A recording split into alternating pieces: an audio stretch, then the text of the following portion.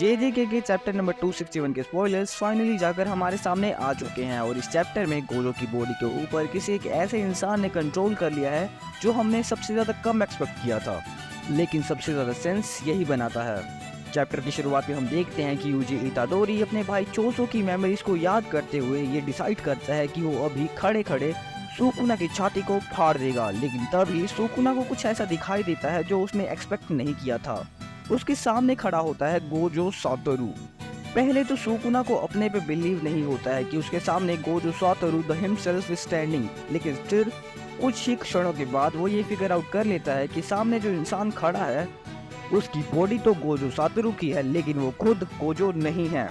और यहाँ पर हमें ये रिवील किया जाता है कि जो सामने इंसान है उसकी बॉडी के ऊपर खुद यूता ने काबू कर लिया है। जी हाँ, फाइनली हमें ये दिखाया जाता है कि किस तरह से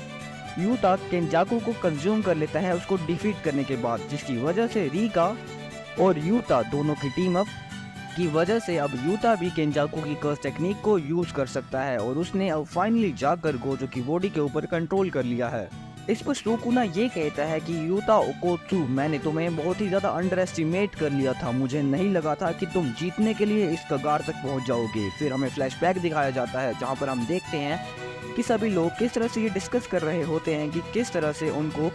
गोजो की डेथ के बाद उसके कॉर्प्सेस को यूज़ करना चाहिए, जिस पर माँ की ये कहती है कि क्या तुम लोगों को ऐसा नहीं लग रहा है कि हम कुछ ज़्यादा ही एक्सट्रीम होते जा रहे हैं।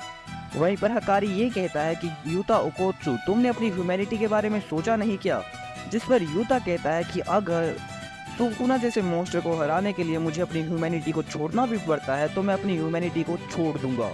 जिसके बाद गोजो ये कहता है कि मुझे फ़र्क नहीं पड़ता है कि मेरी बॉडी को कौन यूज़ करता है, until and unless I am winning that soul. जिसके बाद हमें यूता और गोजो का एक होलसम पैनल देखने को मिलता है, इट्स लाइक गुरु एंड चेला। और इसके बाद हमें इस चैप्टर के फाइनल पैनल्स देखने को मिलते हैं जहां पर हम देखते हैं कि सुकुना